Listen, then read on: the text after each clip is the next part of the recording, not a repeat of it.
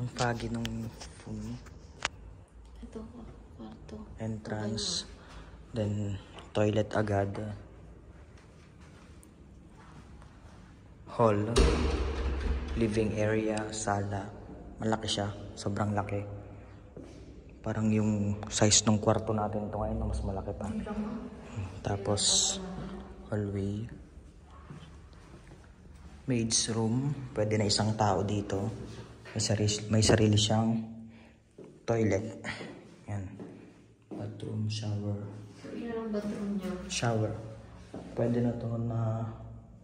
Pwede rin tong laundry area. O kasi walang sampay. Oo. Laundry area. Pwede rin to. Tapos, yung kitchen maliit. Yun lang talaga. So, maliit yung kitchen, honestly.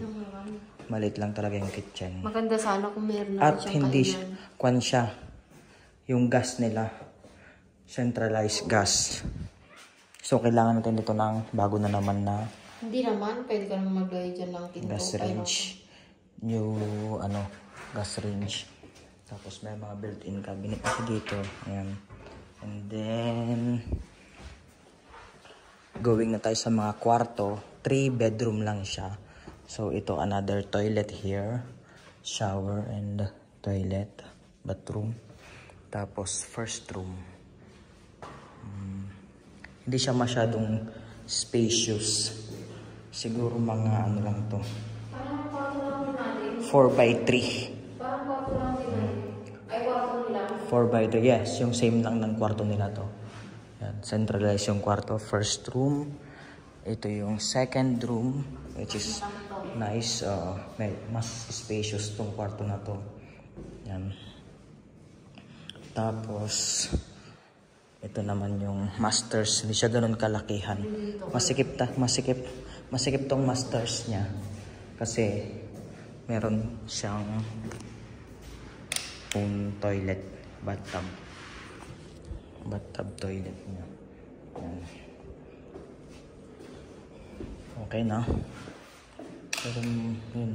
Bagong building kasi siya. So, medyo mahal. 85K yearly. So, pwede dito paupahan itong master's bedroom. Siguro pagpalagay mo ng 2.5. Pwede to sa 2.5. 2.5 itong master's bedroom na to. Tapos ito, pwedeng gawing dalawang partition.